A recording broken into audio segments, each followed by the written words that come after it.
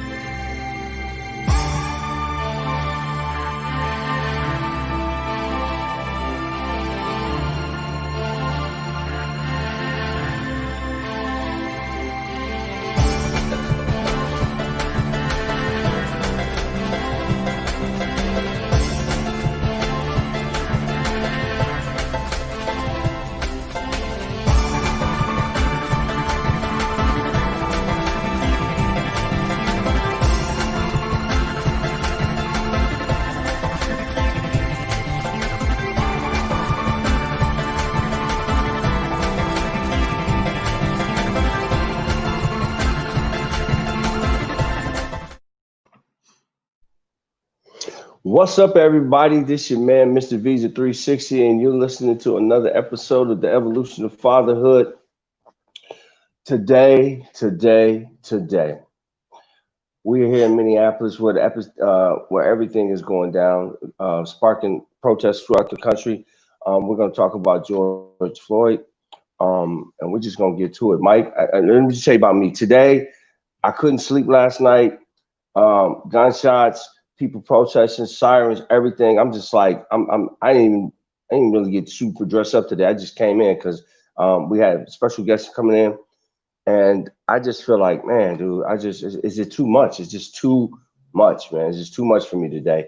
And I'm usually tough on some stuff, and it ain't about tough. It's just like I'm pretty adaptable on certain things. But this stuff, man, this whole rioting, this protesting, everything, people coming from a different cities coming into our city, messing up the city. It's just throwing me off a little bit. And I don't know if it to be sinister. I don't know to be angry. I don't know to be okay with it. I just don't know. So I don't know how you guys feel, but that's what I feel today. And I hope we can get some clarity today in the show that we talk about today. Guy?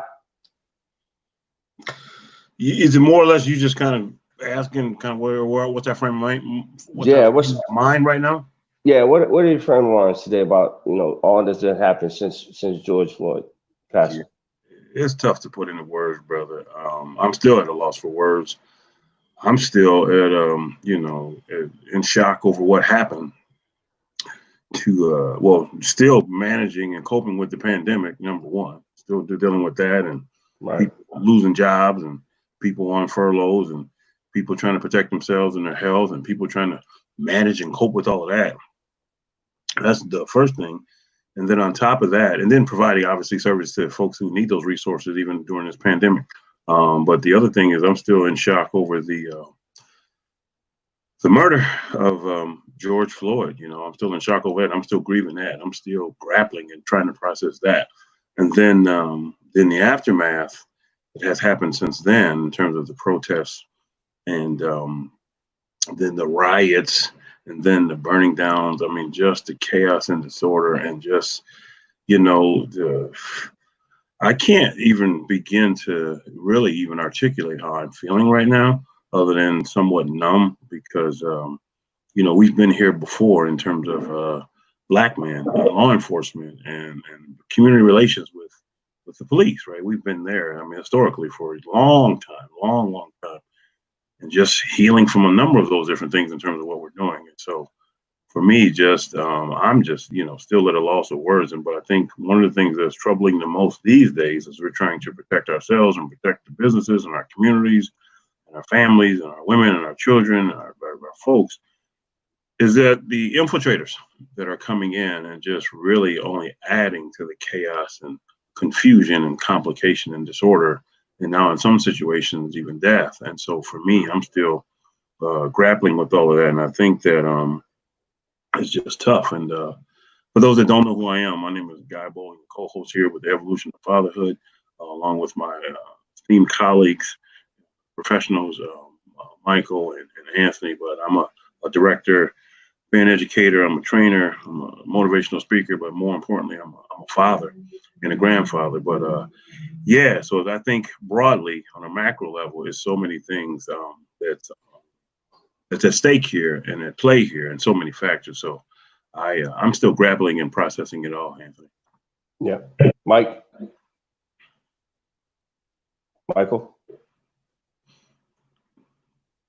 Go ahead, Mike, if you can hear me. Go ahead in terms of what's your frame of mind these days, brother Mike? Pretty much what you was just saying, Guy, man. Very angry, saddened, sickened to watch, to literally watch this man die on screen, and then to look into the eyes of that officer. To me, when I looked at it, he was saying, "Now, what you gonna do about it, nigga?" And that's the message to me. And I mean, man, I'm with you, man. I'm lost for words. I'm angry. I'm sad. I'm frustrated. And this is one situation I'm not able to sit on the sidelines. It don't matter. Man. I can't sit on the sidelines on this one because once again, when I watch that video, man, I'm a grown man. I'm not ashamed to say I cried to hear that man beg for his life, being called for his mama. We all know when we call for mama. If a black man called for his mama, we know, man, it's trouble, brother. He calling for his mama, his protector. You see what I'm saying? We call for our mama because our mama was using us to nurse. You know what I'm saying? And it hurt, man. You know what I'm saying? To watch that brother, man, call for his mama, man, to watch him die. I watched him die. It was hard for me to watch that video, but I watched him die. And I watched that man looking at the camera now what you gonna do about it? Murder. So I'm with you, Guy. I'm numb, I'm angry, I'm sad, I'm hurt. Yeah. And, man, we can't let this roll over, man. I can't let it roll over my spirit. I can't. Yeah. And civil unrest it seems like it's gonna be the only way. And I don't necessarily agree with everything that's happening, but I do. Yeah. I understand. I get it, man. I'm tired, man. Sick and tired of being sick and tired, brother. It's deep what you said, Mike, because his mother actually passed away 2 years ago. I just think that in the lieu of everything, man, I'm just like you said, my emotions is high, running high. Like you said, the agitators, you know what I'm saying? It's just so many different things going on. I want to take 9 seconds because that's how long he put his foot on his neck for 9 minutes. We'll just give 9 seconds of just silence for George Floyd for passing away in Minnesota, man.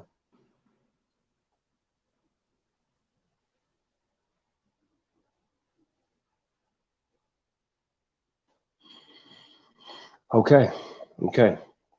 So the evolution of fatherhood, we talk about fatherhood issues and things that concern fathers, but we also have to sometimes use that as a platform. We have to use all our platforms to talk about what we're talking about what happened today. I mean, what happened over the week. And I just want to use my platform to bring some attention to that and to fathers and what we go as fathers of teaching our kids and being in this world and what does that mean to tell them to do the right thing and be forthright and still get murdered, man. I just can't, I don't know what to do, man. I don't even know what I can do. I felt like when I was watching it, Mike, I felt like I would, if I was there, I think I would have pushed dude off. I don't know. I just think I would have did something. I couldn't just sit back and let that happen. And that's just me. And maybe I'm being over dramatic or something like that. Maybe what I could have, would have, but I think I would have pushed dude off, at least pushed him off or something, got in front of him or something. Because that picture of him with his neck, with his knee in his neck, looking in the camera, that's ingrained in my head for the rest of my life, man. That's some bullshit, man. You know what I'm saying? And so without getting too angry and too off the beaten, we're gonna bring our guests in that have dealt with something like this, that's been a part of something like this, and he can speak upon this along with a community member that's going to add into what we're talking about. And so I want to bring in our guest, Mr. Juan King, Rodney King's brother. Thanks for tuning in. Welcome to the show.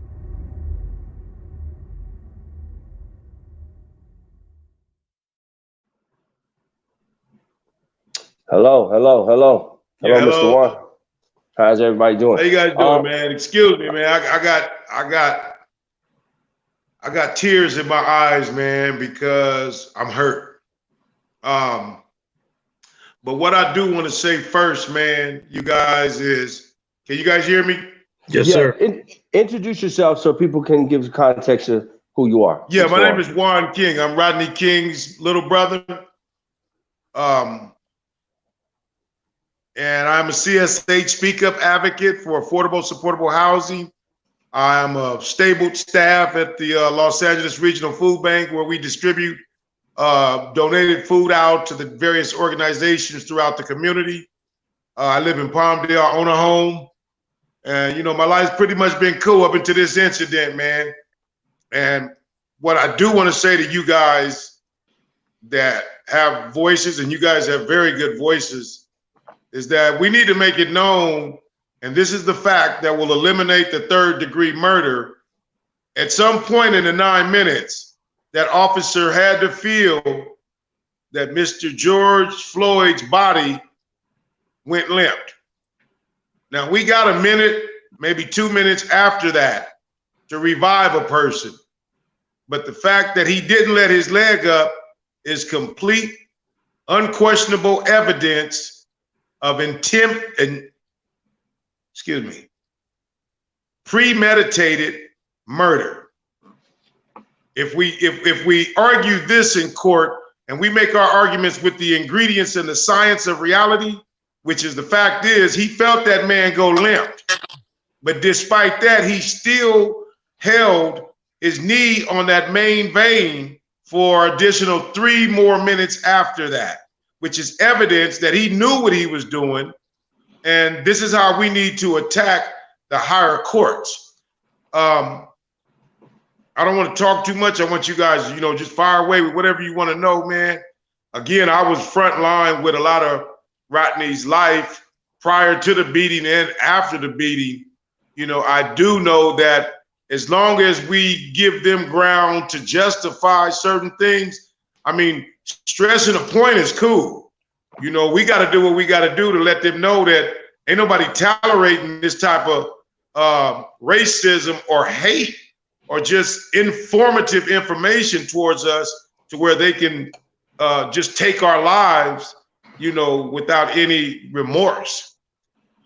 But you guys go ahead and ask me whatever questions you like. I want to start by saying, just like I told somebody, I don't think that guy, Officer Cabin, woke up that morning thinking that he would be the catalyst of changing the world right now. I'm pretty sure he didn't think about that. You know, he's just going to business as usual. And so when we see that, I go back to, it did make me think about Rodney King in the sense of like, man, tell us if you want to, how did all that play out for you when you heard the same information George Floyd's family got about Rodney? What was you at? What was going on? What did you think when it happened? And, you know, what was the process of going through that? Well, you know, to be honest, guys, I was kind of in tune with my community at that time. And yeah, we were, you know, trying to establish as a people, let's say people of color, we were just trying to push for a greater depth of freedom and opportunity. And, you know, while doing that, we experienced a lot of, competitiveness, which brings in hate. As a result of us wanting more and trying to do more, it brought in the hate. Yeah, maybe Rodney was drinking. Maybe he was going over the speed limit, you know, but when I heard the whole situation about him getting beat, I knew off the top that that beating stemmed from something other than what they said was the reason why they beat him, you know, and that just opened up the door for, yeah, you know, our way of thinking as far as prejudice goes. We as people of color, we have to make them adjustments for them, because in their mind they feel like they got to compete, and by all means necessary they go every chance that they get eliminate someone of color if they're having that bad spirit that day. Now we may, you know what I'm saying? I So totally it's understand. basically the hate is what steers up first. You know, because again, Rodney was pretty successful at the time. You know, he had just got out of the institution, reestablished his life in, I think it was general maintenance, you know, at Baltimore Car, and was on the road to doing good and recovering when he had a relapse, was drinking, hanging out with some friends, and then the officers on a back street pulled him over, seeing he wasn't totally in his right mind. And being that he was black, they beat the shit out of him. And I know it stemmed from other things as well, but it happened to him and we experienced it. And man, I was toe up for a while. You know, they had to put me in what's called a isolation, solitude, confinement for a while, because they see my behavior was not consistent at that time where I was at with the rules. Okay. So that just goes to tell how much it messed me up, you know. Did nothing matter at that point. It was like whatever, you know. But again, I will say that we don't need to adopt that attitude. Right. We need to target this situation right here, Right. in the professional manner, but utilizing the facts. You know, at some point, you know, Rodney went numb too. He went out, and then they put the Ziploc bag. I think he told me, if I'm not mistaken, that they put him in a Ziploc bag and zipped it up, and he unzipped it and let him know he wasn't dead. Wow. Wow. Anybody else want to, Guy, Mike, Mike, you want to say? Guy? Yeah. Mike? Mike, do you have a question for him? If you can hear us, did you have a question, Mike? Yeah, I appreciate you being on here, Mr. King. I was thinking when you just said something that I think was really important for a lot of viewers to recognize. When you said when that happened, it tore you up. And so what I get from that is mentally, what you're saying. Mentally, for you, you went to somewhere else, a dark place. Could you talk about a little bit more of mentally and psychologically what that meant for you when you heard about your brother getting hurt and what they had to do for you to put you in isolation? For some people, they might not have that isolation to go to, and so they have other avenues which might push them to drugs, alcohol, abuse, rioting, or what have you. Can you talk about that mental piece of what it did to you when you just heard about it? That's your brother.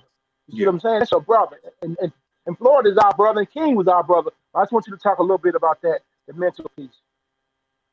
Yeah, you know, mentally, it's hard to explain. You know, the Bible said the heart is treacherous, who could know it?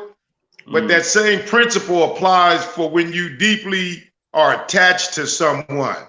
That's why the system created what's called crimes of passion, momentarily insanity, you know, because that's what takes place, because your emotions is coinciding with the incident that happened, sympathizing for, you know, that lost loved one, as well as just a numerous amount of neglect on their behalf, which gives a sense of hopelessness. So at that point, we lose all senses, man, all ability to reason correctly. I mean, some people have more patience than others, but we're talking about a situation where technically, you know, we're trained to defend and look after our brother. Am I my brother's keeper? Yeah, I'm my brother's keeper. And when something like this happens from an authority figure, from a powerful person that we really know we're not supposed to challenge, you know, unless it's presented in a way where we have no other alternative. So I lost it. At that point, I'm like, you know what? It's whatever. I'm not thinking, and I didn't care that I wasn't thinking. I just needed to ventilate. I needed to let off some steam, some hurt, some fear, some doubt towards faith, in a government that are allowing these agencies to employ people who has that much negligence towards the Constitution. Yeah. The Constitution simply states what they're supposed to do as peace officers, correctional officers, lawyers, judges, doctors. It's simply stated in the Constitution. And once anybody violate that Constitution, it's like people taking away your food, telling you can't eat. At some point, we go crazy. We get fear. We get angry. So we lose it. And it's actually normal, because these are emotions. Like they say, anger is fear turned inside out. And they're both are emotions. These is just a natural process. Now, some people in law say, no, you shouldn't vent this way. But who can put a limit or a percentage on how much each person can take and what they can and cannot do in a situation like what we just experienced with George Floyd or Rodney King? Tell us. I want to. I had a question for him, but go ahead, Anthony. I want to make sure that everybody understands. TC Collins is in. TC, tell everybody who you are and what do you take on what we're talking about so far? And Guy, we'll get back to your question. Okay. Well, I wouldn't say I'm anybody special, just another black man in this society that's affected by the continual oppression and terrorism that's been exacted upon our people for as long as I've been alive, and I'm only 28, and as far as I know, for the last 400 years.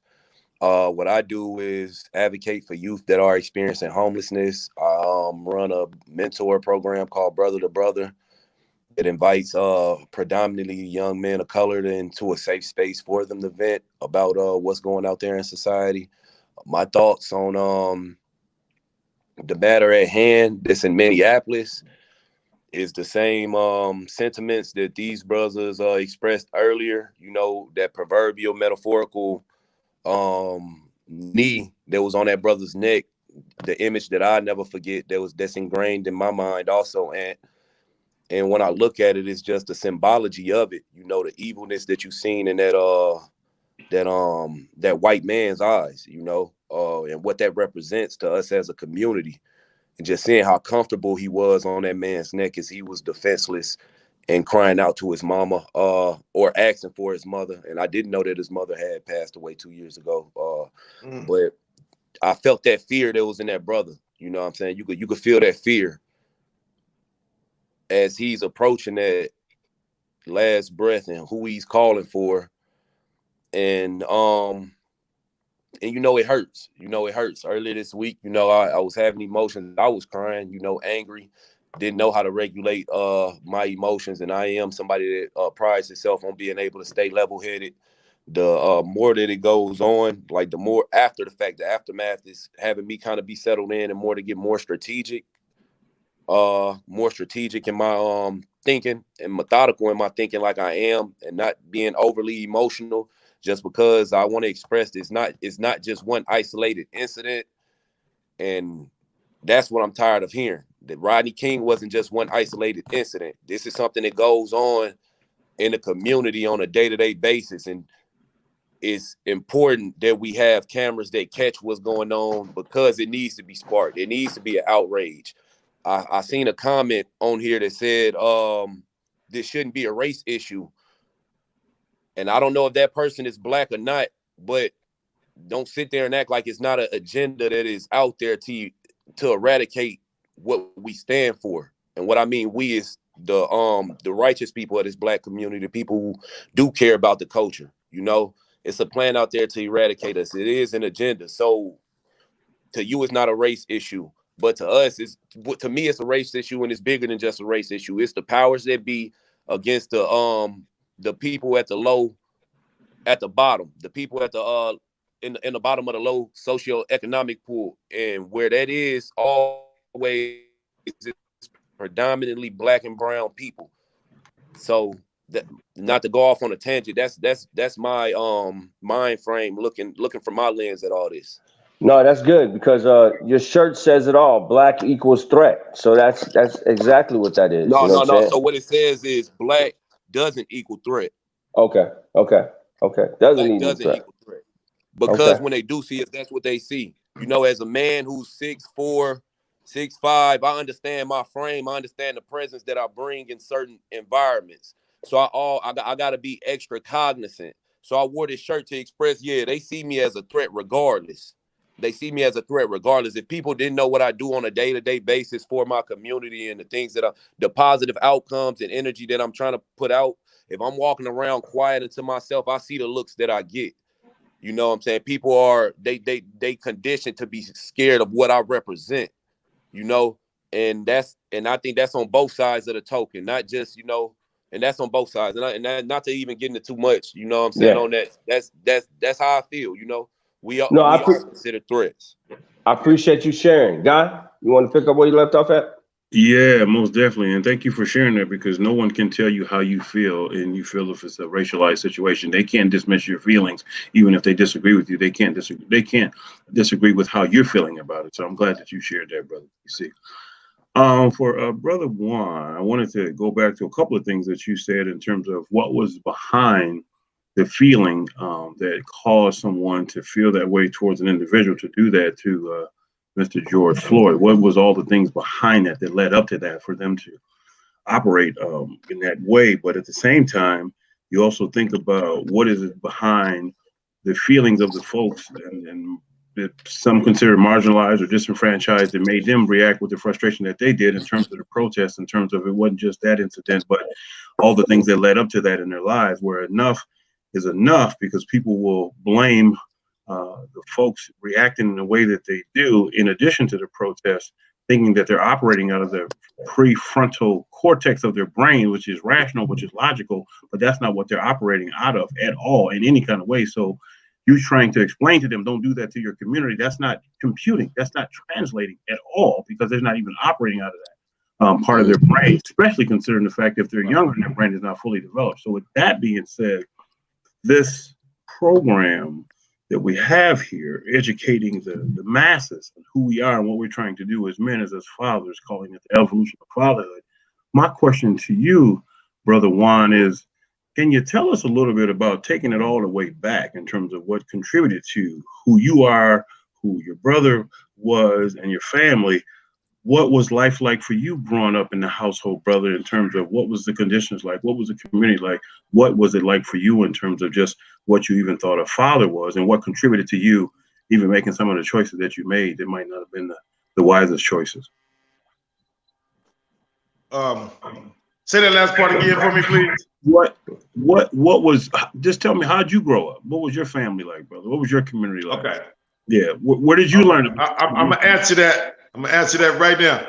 But my brother with the braids, with the dreads, I want you to know, man, you said you're not important. You're very important. Yes, sir. He's very important, and I hope he can hear me, because it's people like him that stands front line, speaking to people that a lot of us don't want to speak to, because we don't feel that the change can be made. Right. But what you doing, you're important, and you need to know that you're very important, because a lot of people won't speak up. But now to answer your question, sir, predominantly we grew up in Altadena, Pasadena, around minority generation. Majority, which means a suburban, white, Spanish, blacks, Asians. You know, it's a little bit different in South Central. But my mom was a devout Jehovah Witness. My father, he had a drinking issue, but you know, he still maintained a fatherhood about himself, and pretty much implanted in us, you know, what's right, what's wrong, you know, how to conduct yourselves around other races. And to be honest, man, he really didn't push a color issue until it came about. You know, when he recognized some prejudice or something, he addressed it. But for the most part, you know, we was raised to see no color, man. Mm-hmm. You know, we embraced it, all people. We were educated in simple English, math, reading from elementary all the way to high school. We did, you know, pretty much stuff that a family do, you know, although this was like 60s and 70s and 80s as well.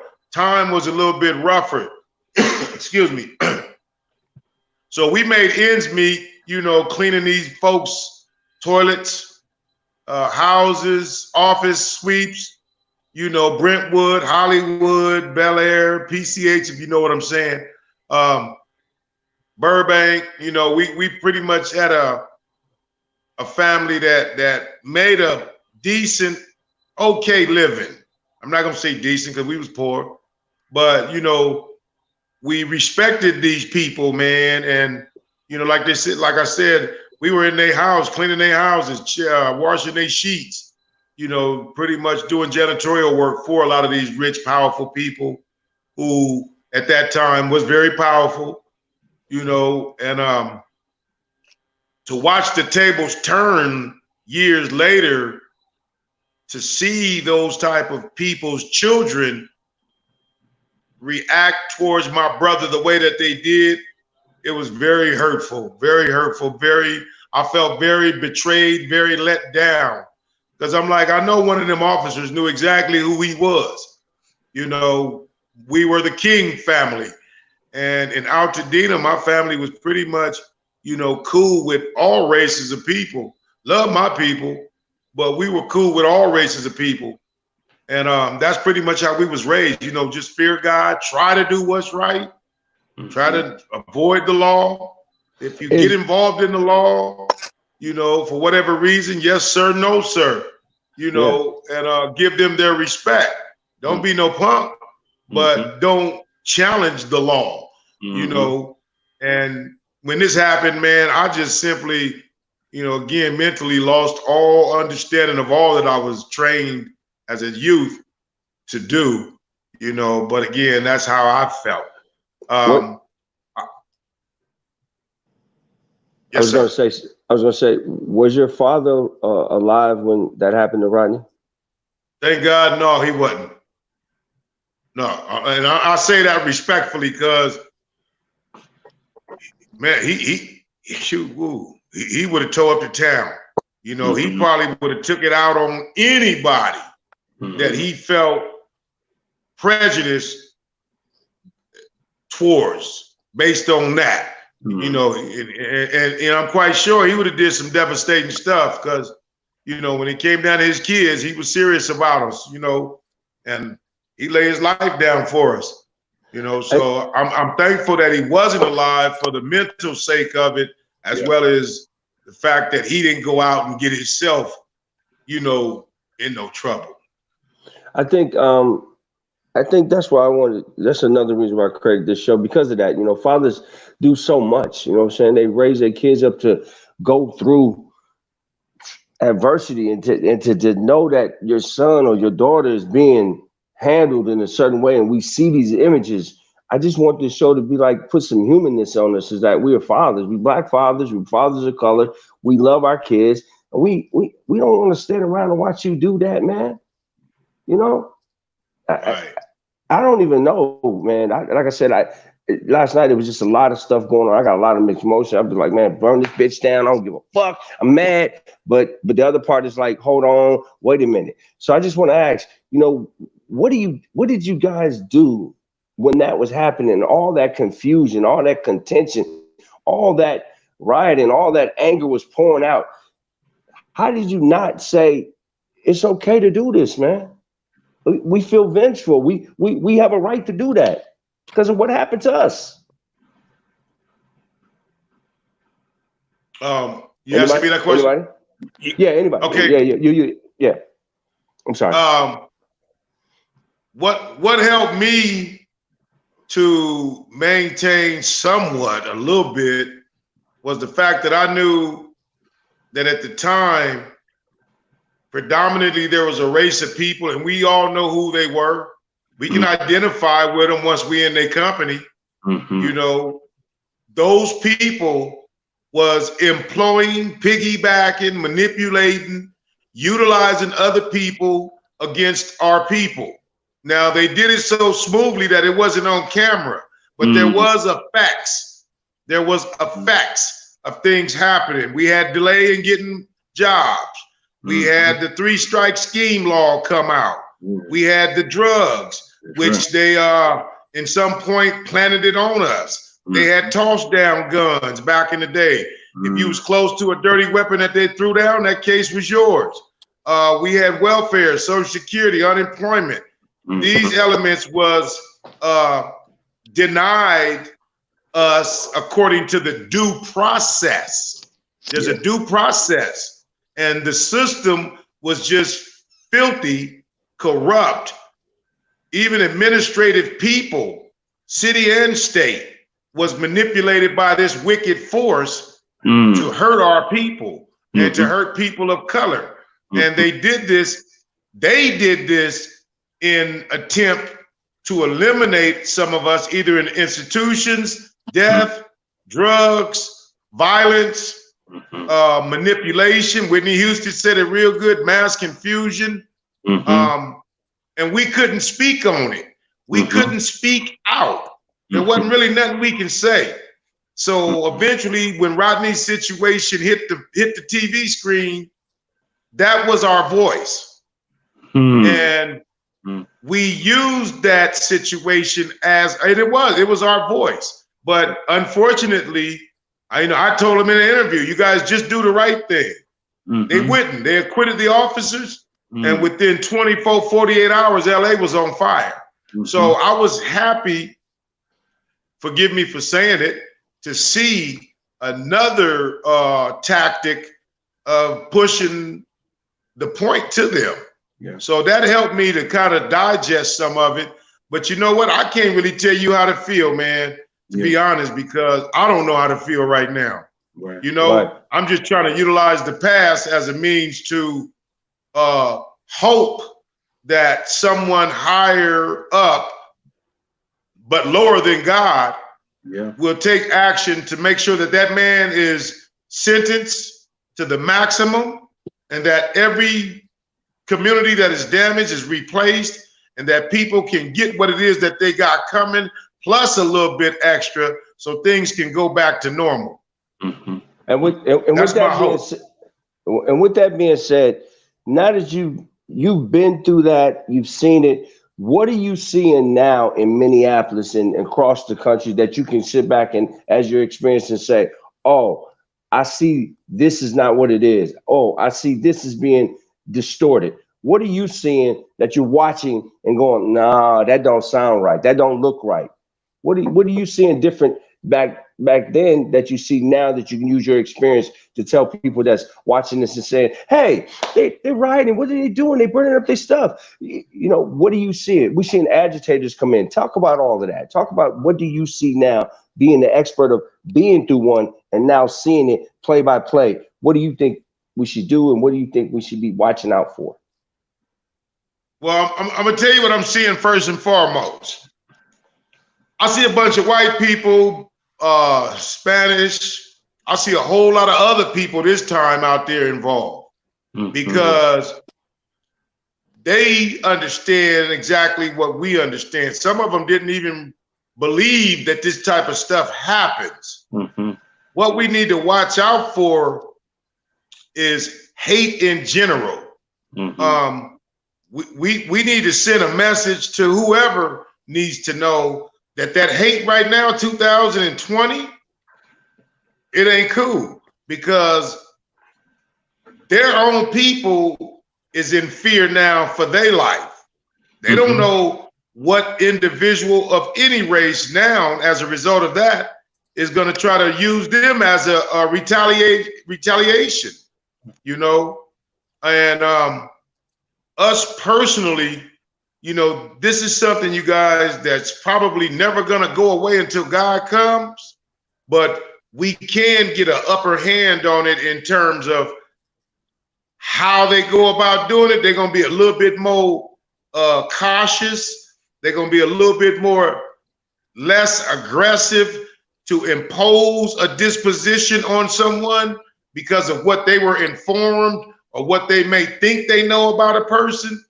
They're going to do a lot of more research prior to just, okay, he had dirty money, he tried to break down the system, he invaded our white territory, or whatever race. They're going to think twice. They're going to pretty much do the right thing, hopefully now, because like I just said, it's been more people of different ethnic groups involved in this than in my brother's incident, which means as time has lapsed, more and more people is becoming aware of the abuse of authority in certain places.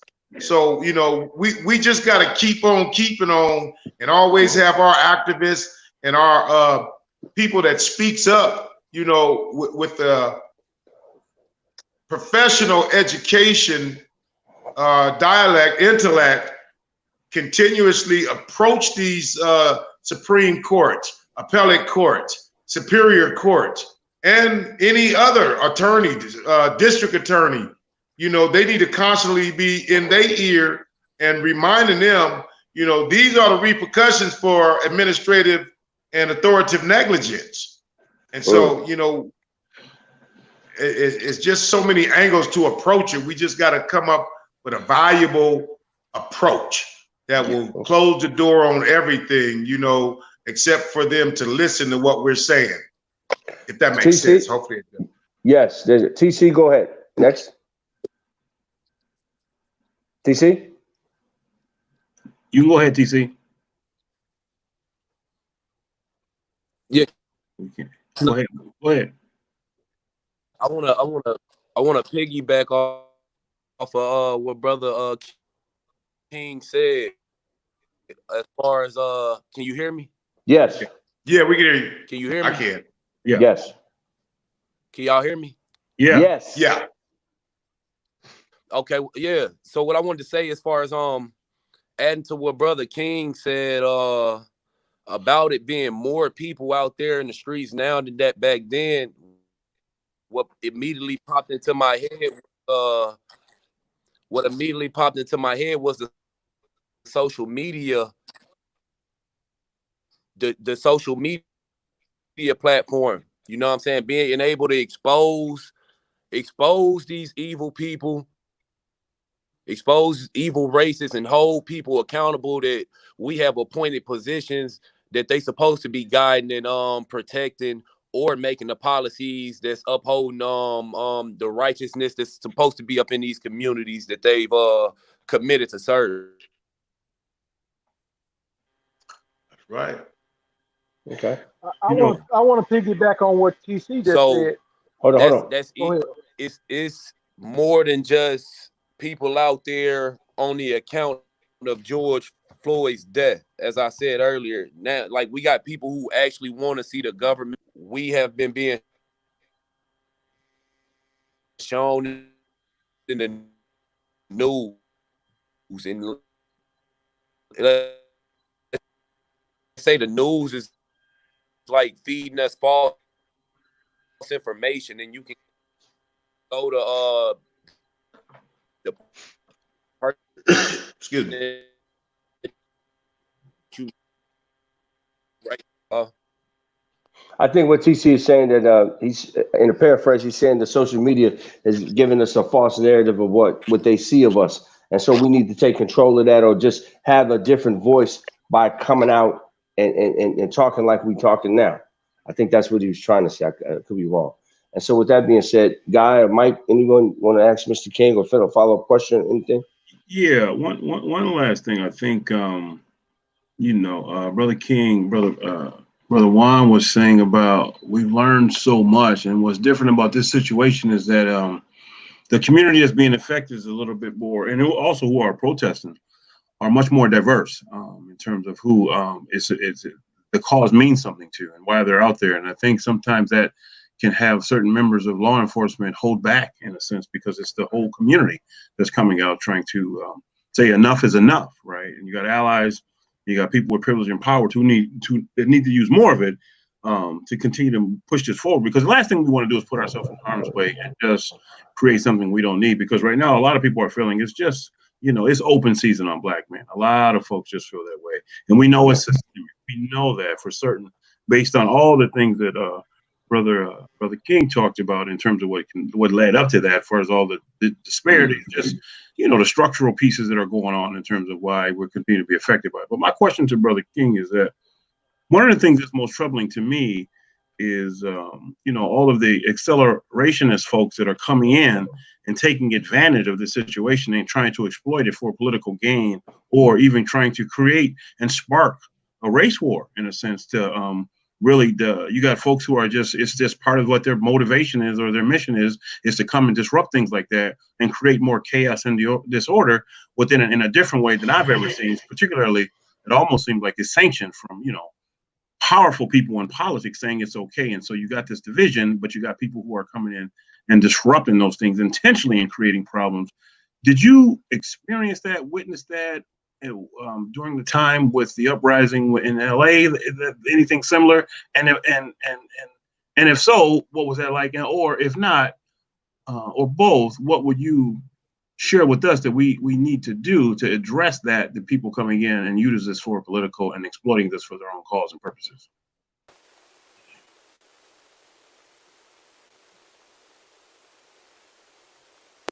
Unfortunately, he dropped out. Okay. So hopefully he'll bring back in. But since he and I grew up in the same neighborhood at the same time, in fact, Juan was, I've known Juan since I was 10 years old.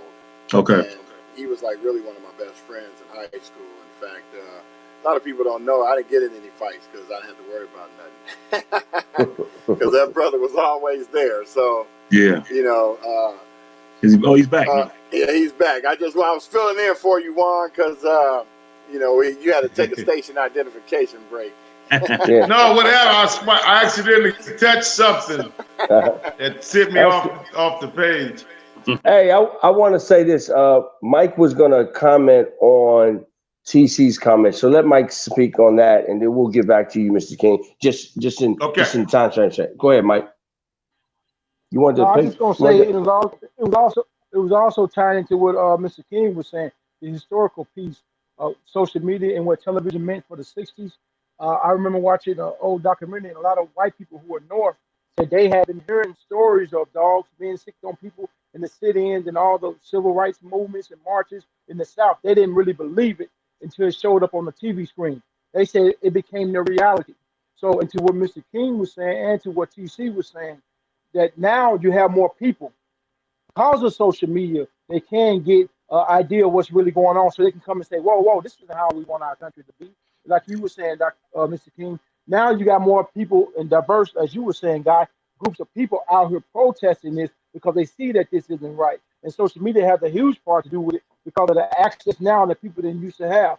In those times, in the rural areas, they didn't know what was going on. But now because you have TV, you got Facebook, you got Twitter, you got all these other social media links, people can now come out and they can see some of these injustices, and they can no longer sit and say, I don't believe it. Because if we wouldn't have had them people recording that, we would have went off the fact that this man was resisting arrest, that Rodney King was resisting arrest, and that would have been the end of the story. And that's how it would have been. Would have went off the police report. I went to school. A lot of people didn't even know. I went to school to be a police officer. And one thing that we talked about was reporting. What you write down is pretty much a law. If the perpetrator can't prove it. All you have to do is be drunk. He was drunk. How do you know? He was incoherent. You see what I'm saying? So what you were saying earlier, Mr. King, was we had covert injustices, covert hidden. Now it's overt. It's right in our face. Almost saying what you're going to do about it. Right. So that's all I want to say. And I just want to talk about the historical piece. And I'll talk about that later as we close. The historical trauma is what you were talking about, Mr. King. The historical trauma that we see over and over and over again. It's almost like lynching, modern day lynchings of our people. So at some point, you're going to push somebody to the edge and say, you know what? What's going to happen? We're going to revolutionize and we're going to fight back. Oh, yeah. That's what I want to say. So, Mr. King, what I'm hearing you say is that it starts even in the city government. It starts in the community. It starts rallying, protesting, doing like we're doing now, and galvanizing that, like Killer Mike said, strategizing, coming together, and keeping putting the pressure on people. Yes, side note, like Amy Klobuchar might be Joe Biden's vice president. Well, we know that's not going to work because she proposed all the cops as ever. She never prosecuted any of those cops. So we know what her mindset is about that. So why would we even attempt to give her a platform? There's nothing that she can say. They said, well, I was young back then. I didn't know. No, you knew, and you didn't do anything. And so as you pointed out, Mr. King, you don't get our vote. You don't get our endorsement, you don't get anything. You can move around. That's your punishment. Move around. And so I think what you're saying is that we take more action towards that. We build more platforms through our social media and the people that we're connecting with, and we hold them accountable by video and by tape. Even though they try to dismiss that, it's hard to not see that. When they play that tape in the courtroom, because I believe he's so arrogant that he's gonna be like, I'm gonna take a trial. Like, he's not gonna get in trouble. So when they play that tape, when they play that tape, and 12 jurors look at that tape and say, "You telling me what you're watching is not what you're watching?" You're gonna say that? They're not. They're gonna be compelled to do the right thing. They're gonna have to do the right thing. And so, Well, what you describe it as gaslighting, Anthony. That's what number 45 does a lot. It tells you that what you're actually seeing isn't really real. So listen to what I'm saying to you. What you're really seeing isn't real. He wasn't really necessarily leaning on him. He wasn't putting pressure. That's what gaslighting is. That's a classic definition of what gaslighting is, to get you and convince the people that they're not actually seeing or hearing what's happening. It's not their reality. You just believe that's what's happening. That's what gaslighting is. I just want to say that because it's a great what you just said of what gaslighting is. A great example of it. So here's this is a side note. I don't know if you watch the tape. I noticed after just focusing on the cops kneeing him, if you look underneath the car, you can see his extremities leaving his body. You can see that. And I was like, whoa, that tells me when your extremity leaves your body, that's pretty much over with. And you continue to be down there. So again, for people who's watching the show, you're uncomfortable about the conversation that we're having. We're talking about the rioting and the protesting that's going on in Minneapolis. And we're talking to Juan King, Rodney King's brother, who was there when it all started in the beginning, to give some context of what we're talking about today and how we're feeling. So that's what we're doing today. We got young TC in the building. He's a young African-American brother doing things in the community. We got his voice, Mike, myself, Anthony. And we just want to give you all a small synopsis of what we feel. We are 5 Black men, different ages, different mindsets, and we have the same consensus on what we just saw and what we're going through. We make no question about it. We all can agree that we're angry. We all agree that we have some type of emotion to this. We all believe that something should be done, and we're holding people accountable. And we're going to use this platform to talk about that today. So I thank everybody that was watching. We ain't leaving yet. I'm just thanking everybody that's been tuning in and commenting and haven't got a chance to send it, like Juan, the architecture, all the people that's been watching, Select Busby, everybody. And so with that being said, we got like a couple more minutes left. TC, you was out, you're back. What did you want to say?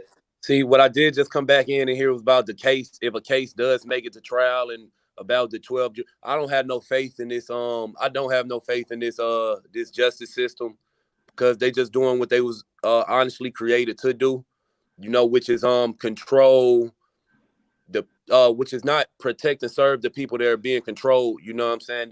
They more for the benefit of the elite class, MPD, or I don't know what they training their officers, but I know it's been out there that the guy that had his knee on brother Floyd's neck has a history with being violent towards people of color in the community, and not just him, but I think Towles, the guy that was controlling the crowd. They had 3 people on this. They had 3 people on this brother. You know what I'm saying? So it's like you don't need to see more video than that. You don't even need the video evidence, but they will take it to trial. And I don't have no faith that they'll send this man to prison for life like he should be. Honestly, get the death penalty, a life for a life. But that'll be me, acting off the emotion and really hoping that this world was perfect, for everybody that they take from us. It should be.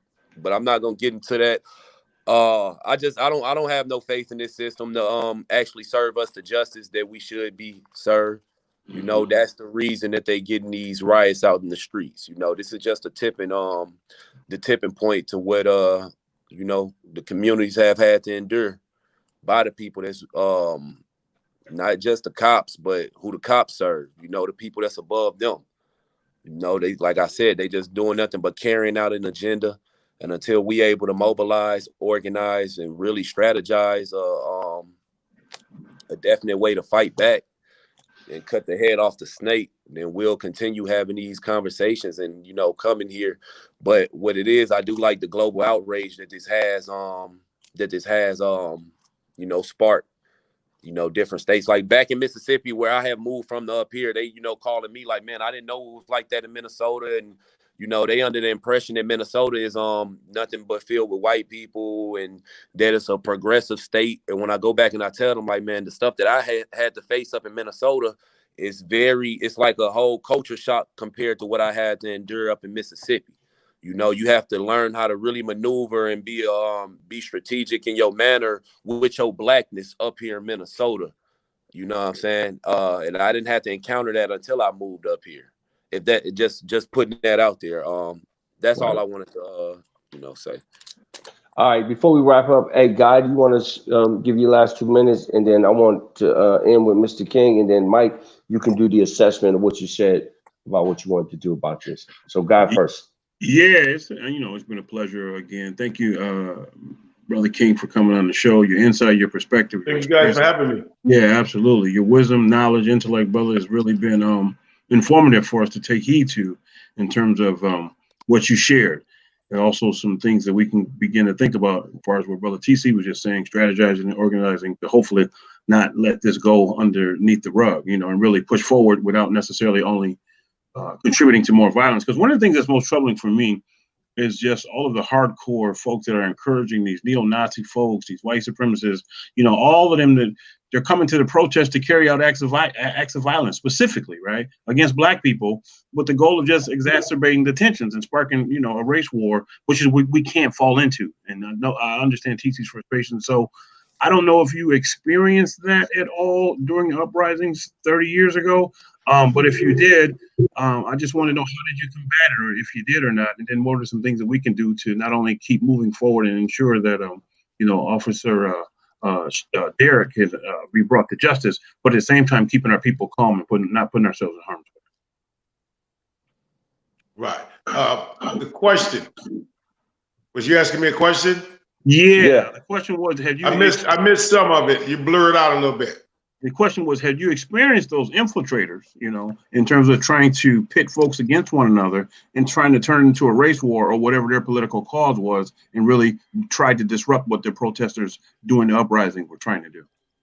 They're called agent provocateurs. Agent provocateurs who come in acting like they're part of the group that's protesting, and they incite riots, violence, destruction of property, and things like that. Agent provocateur. That's what you're talking about, guy. Yeah.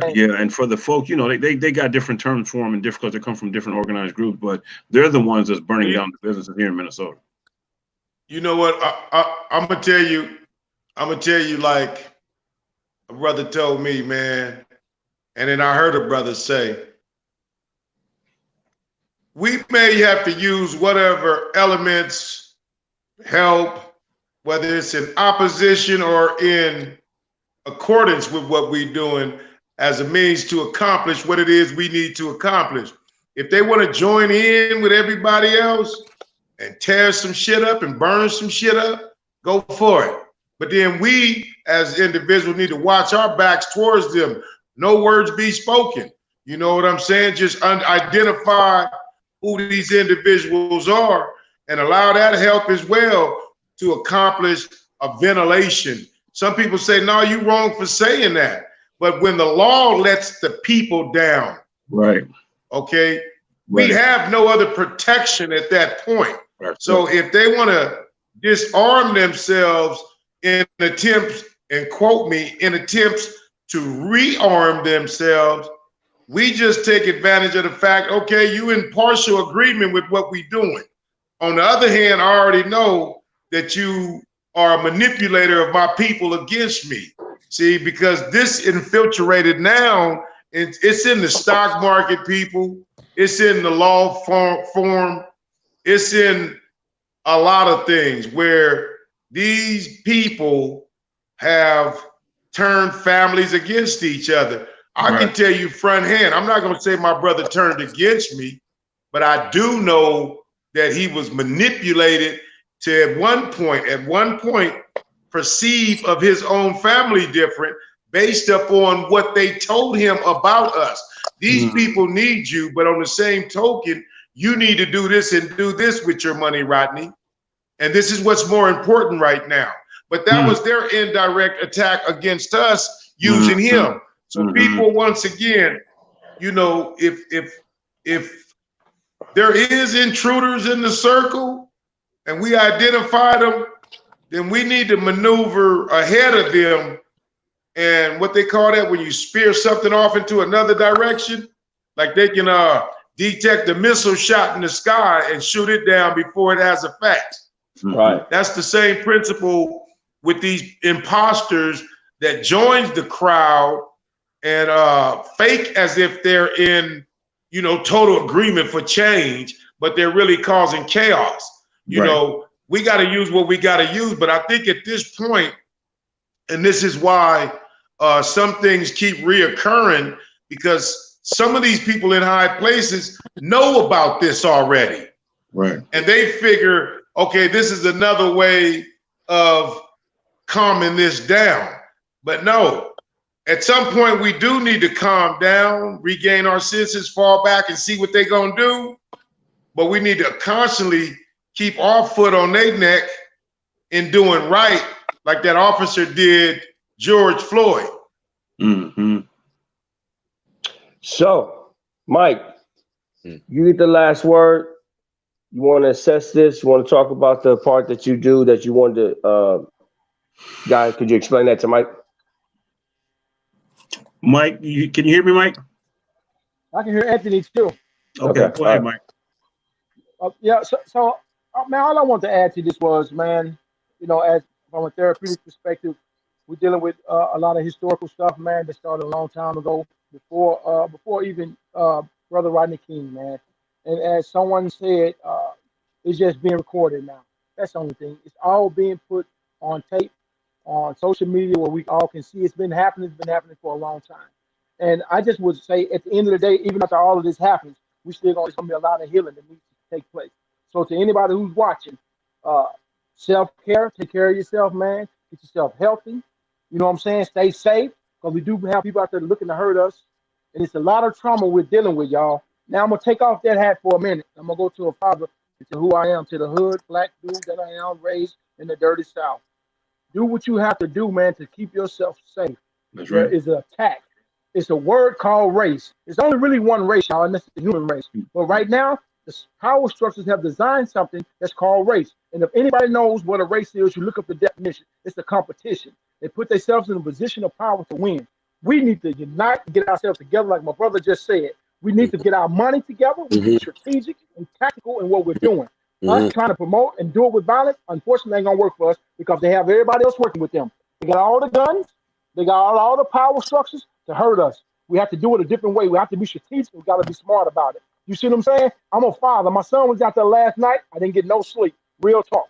But you know what? He's 22 years old. And as a father, I did not discourage him. I told him I was actually proud of him, because when I first asked him, I asked him right away.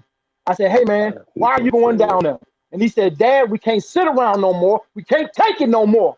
And so you know what? I said, you know what, man? This is what you do. I gave him a power plan. I told him what to do. If you feel unsafe, if you get cornered by some white men and they got badges, you get down till you naked, because they might kill you. I said, get in your drawers, man, and you come out with your hands up.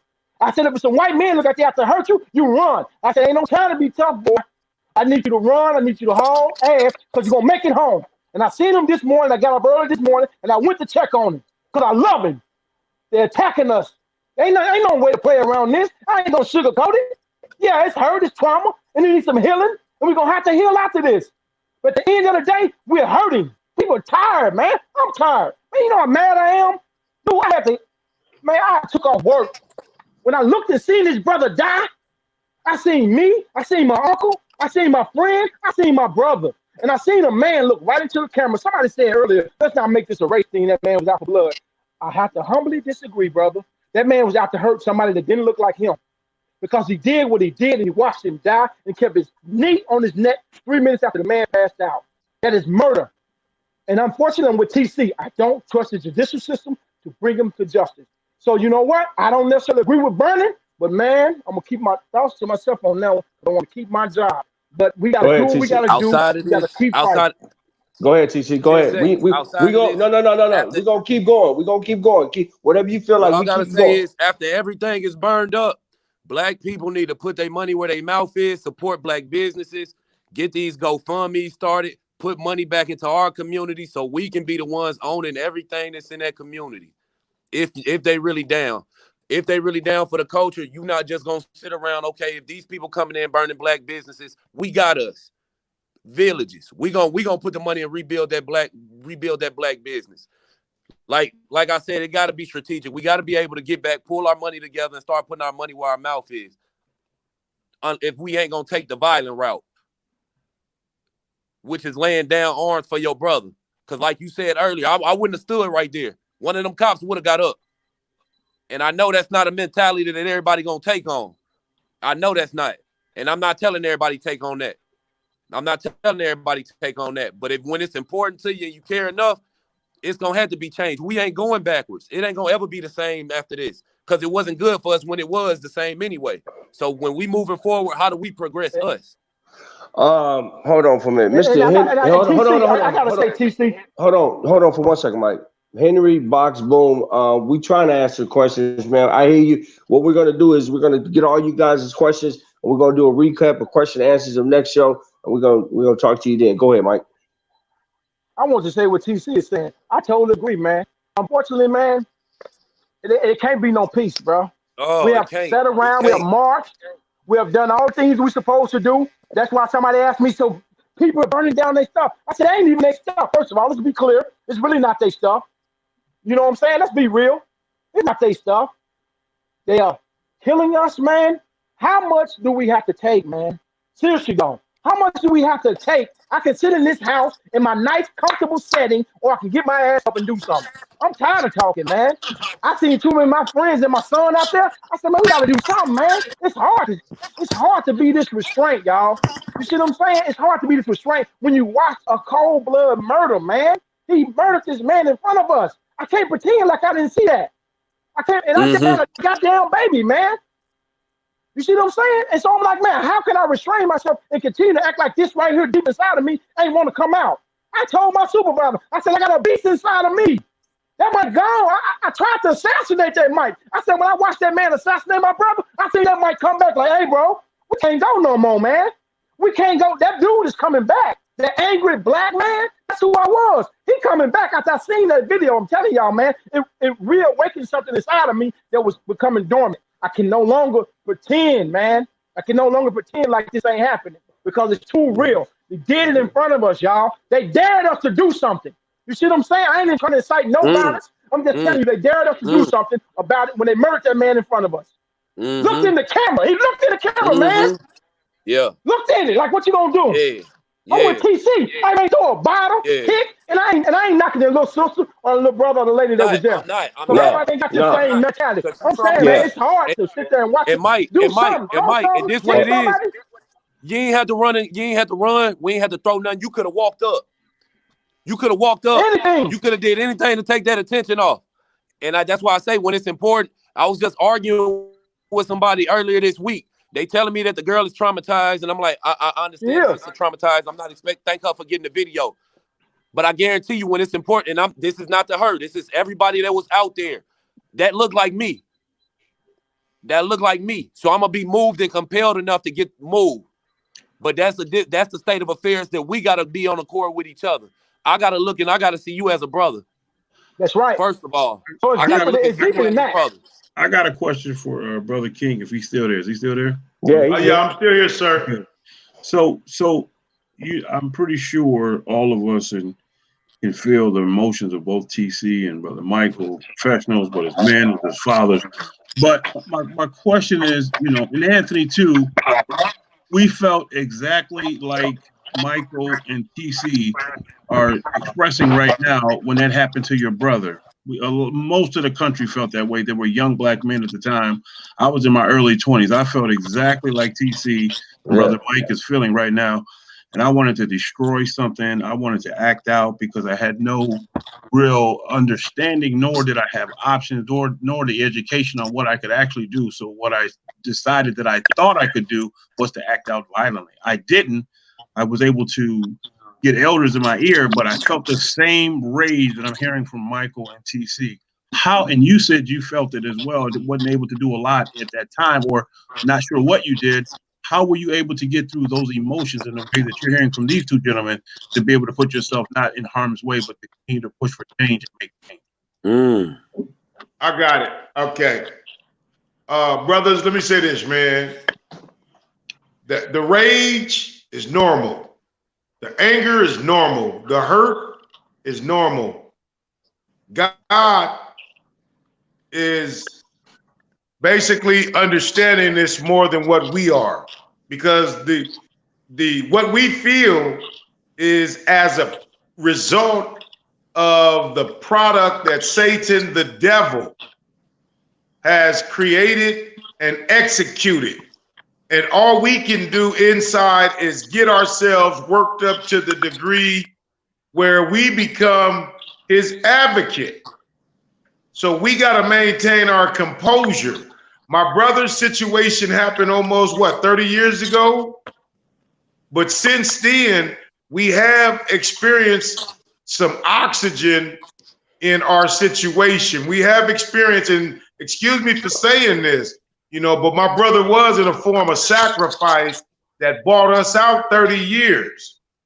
We've been, there's been things happening since then, but to that degree, it bought us some time. And this is what we got to look at, the bigger picture is,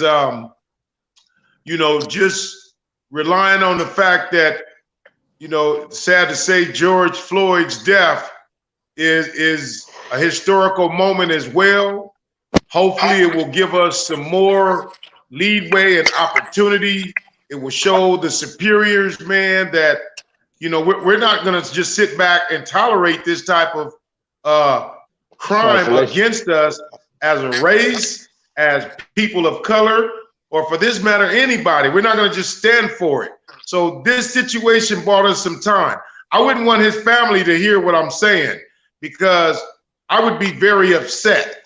But what I do know for a fact from experience is the situation with my brother happened for a reason. Yes, sir. And, it helped a lot of people of color. It brought us certain justice. But then again, like the Bible said, do not be surprised if the justice is lifted up from the earth. Because we're dealing with an invisible spirit. We're dealing with Satan, the devil, to be honest. When y'all look at that man killing that man just recently, that was the devil. And he was trying to take the life out of something God created. And he did. And God allowed it. But because God allowed it, we have to respect that and continue to pursue these negative people on a very educated level. We have to start, like this coronavirus attacked the American economy. We have to do things in such a way to where they feel our presence, and they're going to acknowledge what we're requesting. But if we go out there and retaliate, they retaliate, we lose lives, they lose lives. 9 times out of 10, the situation ain't going to be good for either one of us. I don't want to lose none of y'all, man. Right. You know what I'm saying? But I know at some point we got to do what we got to do, but for the most part, we're at a point now where we can actually try to get the world of powerful people to put the brakes on what they feel, what they think they want to do, and start targeting us in terms of giving us back our jobs, giving us back affordable, supportive housing, giving us back an opportunity to eat at a restaurant, to go to Magic Mountain, Disneyland, Knott's Berry Farm, all these places for $12, $11, $12, $13. You know what I'm saying? Instead of $25 and $50 and $100. Because what they did is raise the prices on a lot of things and made it even more difficult. And so we need to start attacking this economy, man, and funnel it back into the community of minorities and people of color. Yes, sir. I don't know what to say yet. I'm not saying don't be One angry. thing I can't appreciate about everything that has been going on, though, is the fact that we haven't been just attacking random white folks. I have to say that because I really do appreciate when I watch on the news, I see on the news, we ain't just attacking random white people. You know what I mean? Like it was a little right, in LA, but right. in Minneapolis, I haven't seen, and I ain't saying it's happening. If it has been happening, I haven't seen it on the news. But That's a good point, I've been Mike. seeing this white folks standing down there in solidarity saying, hey, man, we standing with our black brothers and sisters. Because I seen an interview on TV yesterday. I can tell them they was trying to coerce her to say something. This white woman. The white woman's business got destroyed, man.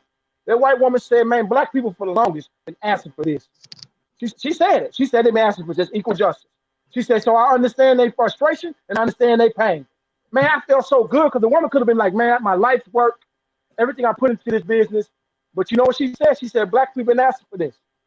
She put it out there like we can't sit here and pretend, white America, that we're not seeing the injustice that's happening to these people. Jane Elliott asked the question. If you want to be treated like black people, stand up. Not one person in that room stood up. So it's no mystery that black people is getting mistreated in this country. And we can say we don't want to make it black and white, but that's exactly what it is. Yeah. It used to be a gray area, but this is a black and white thing. We're seeing us being mistreated. Man, come on, y'all. How many shootings there been? We ain't even talked about Brianna in Kentucky because what happened? My man Aubrey got shot. You see what I'm saying? And then Brianna, and then this happened. I think so much outrage has happened with this because it was really, like I keep on saying, right in our face. I was traumatized. And for that young lady, I'm sad and upset that people are attacking you online saying you should have did more. You know what? The fact that you recorded it, that was enough. Yeah, that because is you enough, didn't have to do that. But people are attacking. She's 17 years old and she's a minor. She every day of her life, I guarantee you, something's going to remind her of that situation. Just simple as walking down the street, closing her eyes, and this is what we talk about. We talk about trauma. Like you just said, guy, remembering Rodney King and beating that street, man, you'll never forget that. You'll never forget it. I'll never forget it. I was a young man, but I'll never forget it. And then the police getting off. That's trauma, y'all. That's trauma, that shit that gets planted into our brain, to our psyche, we never forget about. And it comes back and it shows up in many different ways. And Brother King, I guarantee you, this brought back so many different mirrors that flooded your entire body, your mind, and everything. That's what trauma is. That's the thing about trauma. I'm going to say this real quick. I'm going to shut up because I'm talking a lot. No. But look, the brain is where everything starts. You see what I'm saying? And when something happens with trauma, it sends signals to your brain. Now, your body don't know no different, but what your brain tell it. So when something is traumatizing, you say, well, what's wrong with them? What's wrong with them? Ain't nothing happening to them right now. Their brain is telling them something is happening to them. And because their brain is telling them something to them, they're responding. That's what trauma is. Your brain gets signals that, hey, something is happening. This reminds me of something. Remember when you got beat? Remember when you seen somebody get beat? Remember when you got hit by that car? Remember the house fire? Remember the rape? Remember the murder? That's what trauma does. And it sends signals to your brain and it comes back. I can't tell you what you felt like, Brother King, but I know when you seen that, something came back over your body and said, oh no, not again. Like you said, you was living good. You been living good where you at, brother. You was getting cohesive with your community. And here we go again. That's trauma, y'all. So every time we see this, signals get sent to our brain and tell us, man, it's happening again. Even if it ain't happening at the time, it's happening again. That's what trauma does. That's how powerful the brain is, man. It stores things. And when triggers happen, that's what it triggers. It comes back, boom, we respond. You see what I'm saying? Yeah, because I'm traumatized. We don't even realize we were traumatized as kids. Certain situations, certain times of the year, we like, damn, what's wrong with me? What happened? Then you remember, damn, this is the year my mom died. This is the year that my brother got shot. This is the year that my brother got beat. That's what it sends back to your brain and helps you understand. And your body feels it. And it's a book I read, I've been reading called The Body Keeps Count. Hey, anyway, you know what? Let's do this. To put this in context, to even show y'all this, I don't even want to. I think it's necessary to put it in context. So we're gonna show you some footage of 1992. We're gonna come back to that. We're gonna finish up that, and we're gonna go from there. So, start click me. We're gonna take a second. We're gonna see something. We'll be back, and we're gonna talk about that. Because Mike, I think you made a good point about it coming forefront in your head. So we'll see what that is. Go ahead, Brian.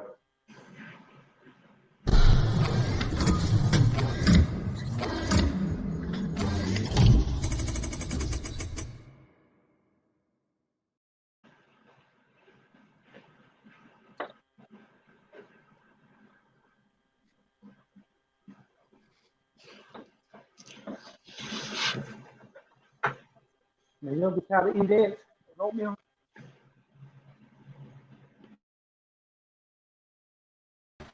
Channel 9 News. Channel 9 News on the motherfucking black neighborhoods talking shit, trying to make us look bad, but they ain't doing nothing. I'm sure everybody was in a different state of mind at the time because I was. Because I never felt like that before. And if I felt like that, I know they had to feel like that or worse. There you go. Yeah. There you go. Yeah. I went up and down Florence Avenue and on a corner of Normandy and Florence. And I just really kept my camera going most of the time.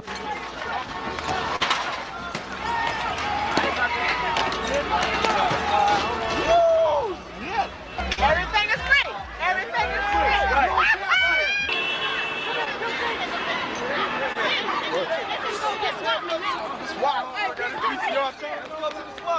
I seen a man beat to the ground basically, and I walked up on that and he had a big hole in his head from a speaker being thrown at him or something, and he was like passed out. And some people around him, they started spray painting him black and saying, you know, you're black now, you're black now. He's black now! He's black now! People ask me, you know, well, why didn't you help this man out? He had at least 8 people around him. Now, what could I do?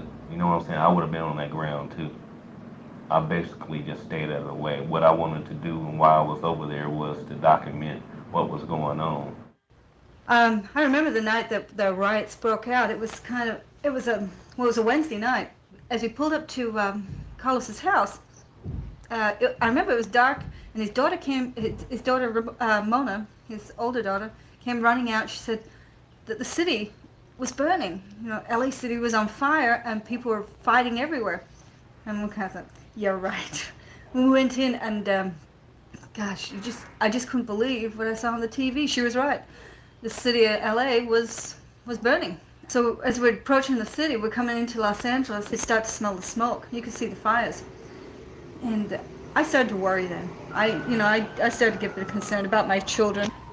And I remember asking him, I said, we don't know what's going to happen during this time. If anything happens to me, promise me you'll take care of the kids. We got called out that next morning, thinking that it was all over, and we went right into a hornet's nest. It's something I never would have imagined happening in my lifetime. Maybe in one of those movies, those futuristic movies, Mad Max. That's what kind of, just to watch these hordes of people just running through the streets with TVs, VCRs.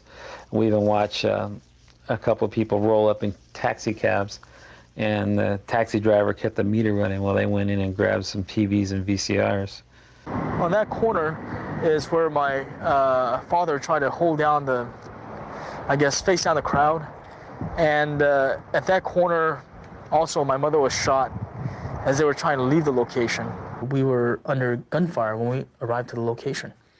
Our van sustained bullet holes, and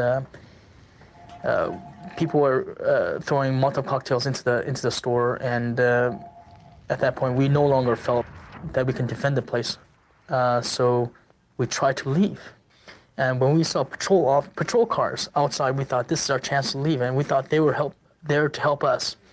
But to our surprise, they proceeded to arrest us. I've never been in war, nor have I ever had people point their guns and shoot at me. nor have I had the opportunity to Hey, point I'm still doing the the guns and show. shoot at other people. However, having been through that, I felt like I'd been through a war.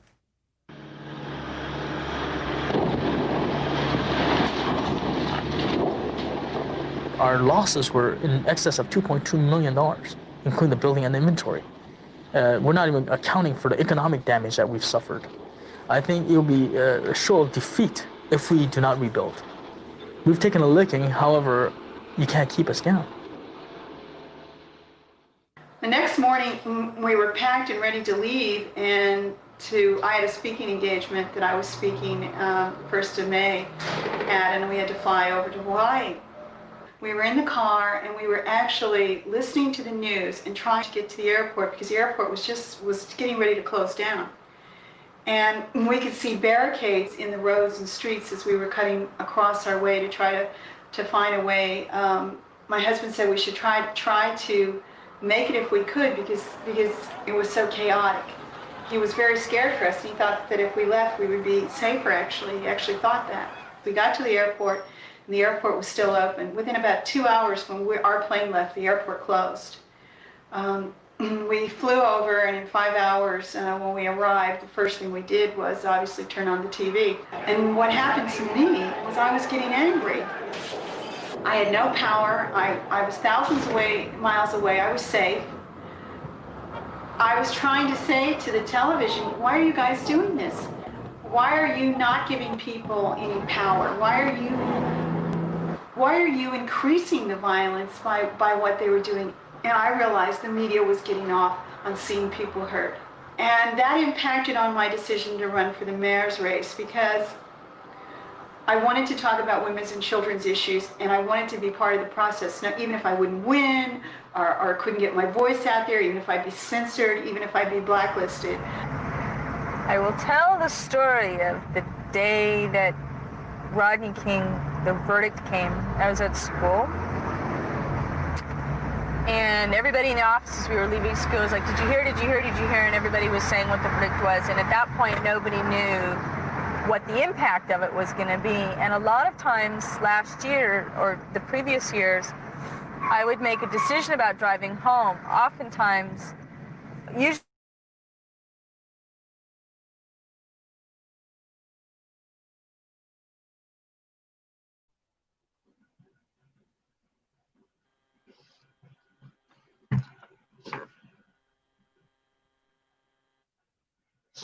We back?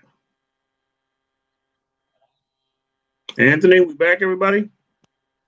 Yeah, I can hear you. My phone. You can hear me, Brother Juan? Michael, you can hear me? Yes, I can. Okay. My battery, I had to plug in the plug. That's why I changed locations. Oh, okay. Well, again, appreciate you staying on with us, brother, this entire time. We went over. But I'm back. Yeah, but it was necessary. I'm back. I'm back. Yeah, I'm back. So let's do this. I don't want to read. I don't want that to bother Mr. King. You know what I'm saying? Can you hear me? Yes, yeah. We can hear you. Yeah, we can hear you. Can you hear me? Yes. Okay. Yeah, I appreciate you guys allowing me to be on the show, man. And again, man, I'm greatly saddened for that situation, but I'm happy you all have addressed it and is addressing it because this is what's necessary, man. We need, people with you guys' skills, man, and talent and wisdom, to voice your opinion. Because a lot of us, we even myself, I ain't really got no good education, but you guys very intellectual. You guys are very observant and aware. So yeah, it's a grand opportunity to be on this show with you all. Thank you for that. I don't know what to tell everybody, man. I hope this show was insightful. I hope you got a chance to see us as Black men talk about issues that concern us fathers talking about issues that concern us in the community. TC made a good point. Mr. King made a good point. Mike brought us home with the therapeutic version of what's happening. God gave some insight. I just want to say, I want to leave you guys understand this, man. This show is a platform for fatherhood, but we will take time to talk about issues that addresses anything that affects us And so I want y'all guys to know that we are going to be recapping y'all questions. And so next week we're going to do questions and answers, and hopefully the people that tune into the show will be able to do that. And with that being said, I'm Anthony Tunstall, aka Mr. Visa 360. You've been watching Evolution of Fatherhood. Before I sign out, I'm gonna let Mike, Mr. King, and Guy get the last word. Mike, what do you got to say for the people that's watching and they're about to go away? What you want to leave with them that watch the show today? When I was able to get out of my feelings, I thought about something, and I want to make sure that I'm being careful. That we have to be careful with our words when we say things like what we would have did if we were there, because it's kind of shaming the people that were there. Yeah. And we got like that young lady. She's a little girl, man. Yeah. And it makes me think about intent over impact.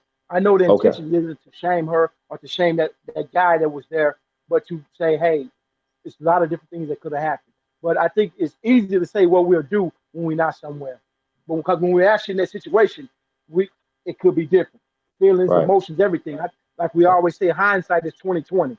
Yeah. Right. When we look at it, like the fact that we know he was gonna die, yeah, we might have intervened. But who knew that man was gonna kill that police?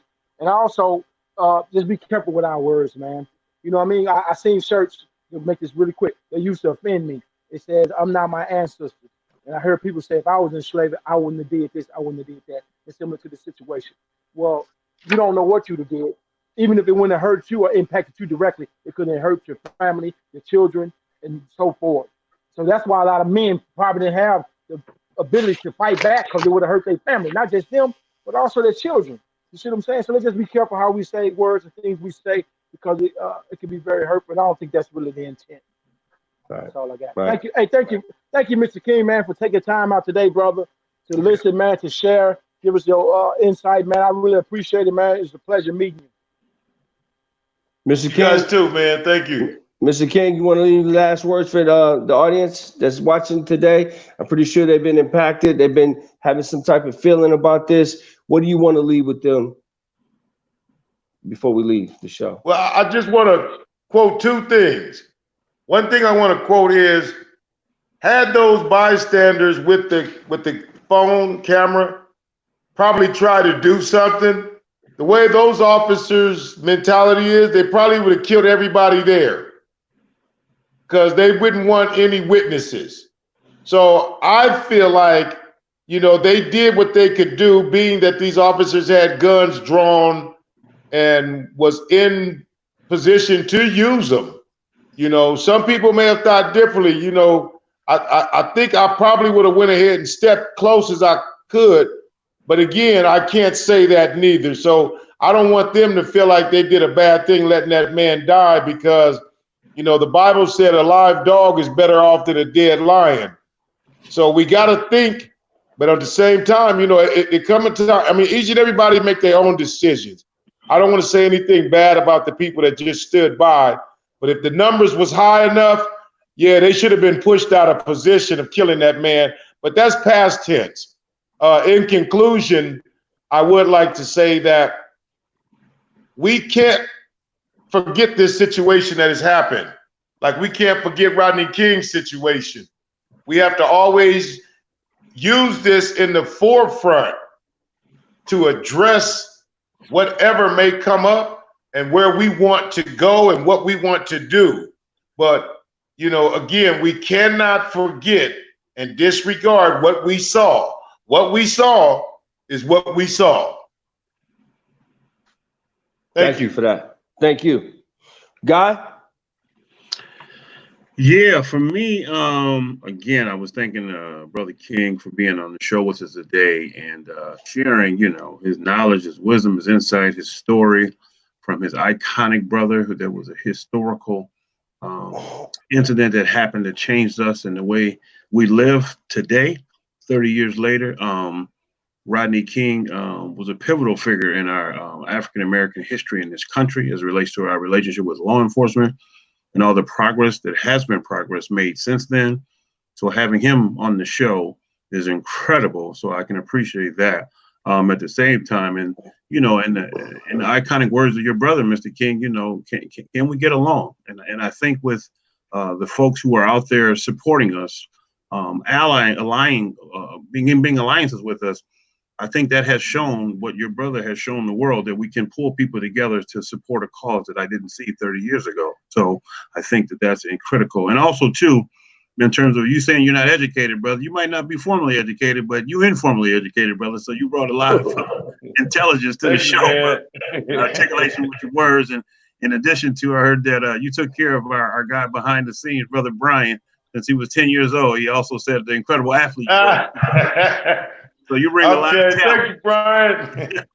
You know, you know what? I'm gonna tell you, man. He's been a real good friend. Yeah. And growing up, man, I don't think there was a situation that occurred where somebody got physical with him and he informed me and I didn't do nothing, because I knew he was so cool and he was so good of a guy. Even though I was scared to fault who I fought, I did it for Brian, you know. And it came out good though, you know. But yeah, he helped me out too, though. Good. So it sounds like you've been watching over the community for a long time, brother, and we appreciate you. And I think the other things I think we should also leave with, we had an incredible discussion today that I'm still processing, that hopefully we'll follow up more, Anthony, you know, in the coming weeks as we continue to deal with this issue, this just traumatic situation, but also too. But I also want to talk about what we're also seeing that it's doing in the community and how it's bringing us together. How we've got cleanup crews, how we got people just taking care of their neighborhoods, taking care of their businesses, forming together, police presence or not, in terms of supporting us, in terms of making sure that we feel safe. We're taking care of it ourselves and coming together as a community. And I've seen Black, white, Latino, Somali, Asian, all of us coming together as a community. And so, to the words that Brother King said earlier, you know, I'm a spiritual guy. You know, and it was so critical what you said, Brother King, when you said God allowed it to happen. And I truly, truly believe that, because certain things has to happen in order for other things to happen. There's sacrifices that have to be made, and to condolences to the family. But historically, this has happened many, many, many, many years and decades and centuries, that God has allowed things to happen in order for other things to happen for the good and for the betterment of our society, for our people. So I appreciate you saying that, because that's me through and through, brother, in terms of what you just said. So I can appreciate that. Can I say one more thing? Yes, Go ahead. Okay, I'm gonna make it brief. We need to go back, you all, to Adam and Eve, but more so, we need to go back to that serpent. That serpent convinced Eve to eat of the fruit, which brought a plague and a curse upon us. So too, like today, there is a deception. You see, this is a serious distraction, a cold, dark moment for us. You know what I'm saying? Similar to us losing our freedom in the Garden of Eden, you know? And so it just goes to show that deception, as a result of deception, it brought about this death that we all will eventually experience until God resurrect us and wake us back up. But our years are 70 and 80 if because of special mightiness. But my point is, in order for us to understand a lot of the Bible, we had to understand the deceptive part of Adam and Eve, which cursed us. So, you know, this deceptive act against us will bring us about a better understanding of what we need to do. First, be right with God. And then second of all, just beware of the predators that's out there. Right. Absolutely. Thank you. Okay. Brother. All right. Thank you guys for having me, man. Yes, thank you, man. Hey, again, this is the Evolution of Fatherhood. You can catch us on Sundays at 12 o'clock. Like, share, go to the page, repost this over again. This is your man, Anthony Tunstall, better known as Mr. Visa 360. I hope out of this show you got something out of it. I hope we was able to convey the message of what we're talking about, and to see Black men, Black fathers talk about issues that concern us, which is this is what the platform is about. You've been watching the Evolution Fatherhood show, and I'll see y'all next Sunday at 12 o'clock. Peace out.